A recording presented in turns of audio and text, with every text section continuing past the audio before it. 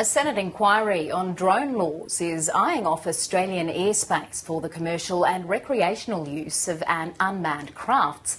The committee was due to deliver its recommendations earlier this year, but that reporting date has been extended until December.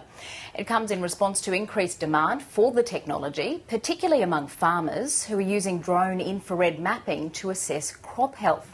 Ran Krauss is a leader in the drone industry and he joins me now in the studio. Thank you for coming in. You have delivered a TEDx talk about the unstoppable future of drones. Do you think Australia is embracing the technology and its potential capabilities to the same extent as other countries? Yes, I think for a while Australia was actually a leader in this department, and lately they're catching up a bit. But I think definitely they understand CASA, what's going on in the world with drones and regulation and the benefits that this could bring to the industry. What do you think its biggest industrial applications are here in Australia? Well, I think mining is a very big area for drones. We are now already working in mining and with several companies doing stuff like surveying and mapping and security. And we're working in beyond visual line of sight operations, which means that there's no pilot on the ground to watch the aircraft. So it's part of the digital mind going forward. Drones are definitely a big part of that future. And when you say security, can you give us an idea of just how they're being used? Yeah, so in case of security, the mine has its perimeter. It wants to protect the perimeter, so using a drone instead of a truck there might be very efficient. Another good example would be surveying and mapping. So maybe instead of walking around the stockpile to try and measure how much is in there, you could use a drone to do that. And if there's no person actually operating it, then it makes it much more safer and efficient. All right.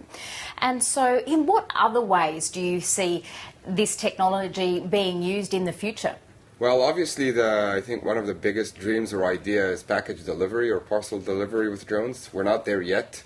I think the complication there has to do with flying over populated areas. Obviously, the risk is being measured not only by the reliability of the aircraft, but also where it's flying. So if there's a malfunction, something happens, whether you're flying over an unpopulated area like a mine relative to a city, that might be a challenge. But I think if that happens, that's going to be a very big driver for this industry. I think a step beforehand for that would be probably emergency response. So if you would think of drones being able to fly to a building where supposedly there's a fire there, and transmitting the video back to a fire truck before it even gets there, that could save lives. So I think that would be the first step for drones in cities. Potentially very exciting future ahead. Of course, the Senate inquiry is considering various questions associated with the technology's operation right now.